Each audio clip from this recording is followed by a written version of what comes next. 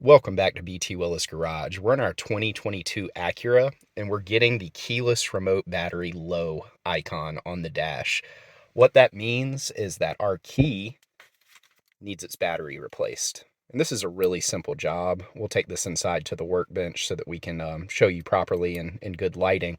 But it's a really simple job. I'm going to link the battery itself in the description. If you want to order one off Amazon, it's just a few dollars for a 2-pack, and that'll keep you in action. Typically, when one of your keys is starting to go, it's a good idea to go ahead and replace both if you use both regularly. Obviously, one key probably gets used more than the other, but in this case, I'm going to replace both of mine. It's such a cheap and easy way to keep our cars running properly and not run into any issues with the car cranking if that key battery were to go entirely dead. So let's go ahead inside. Again, this is a 2022 MDX Type S. This process works on just about every newer car that has a keyless entry fob that's used to crank the vehicles. Let's go ahead and swap it out. Here's the batteries we need for the Acura MDX key. They're 2032 lithiums. And you'll just open those on the back with a knife. Let's pull one out and go ahead and swap. So here's our key. There's a small button above the hold button that if you push, you can lift up to release the valet key. Now this is what you would use if your car ever died.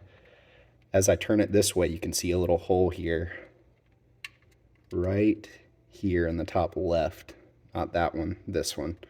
What I'm going to do is stick the key in, turn it to the right, and that plate pops up. Once we do that, we have access to the key that came from the factory.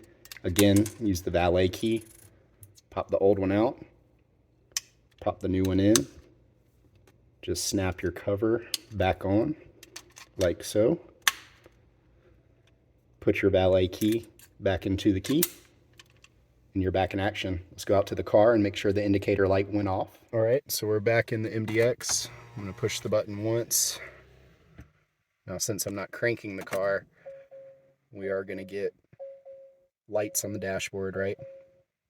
So the interesting thing here is that I'm still getting the message, but I've only done one key at this point in time. My other key happens to be sitting on that box over there. I know it's hard to see, but we're gonna go over there and replace it and see if that happens to be pinging the car. It's weird to me that the message didn't go off even though we put a brand new battery into it. So let's grab that one. So I've got the other key and battery ready to replace here beside me now.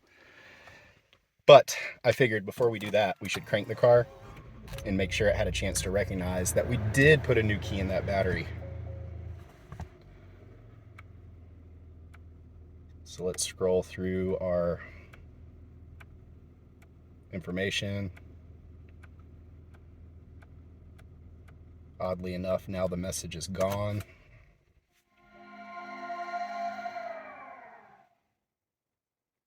Turn the car back on, push it again. Does it come back?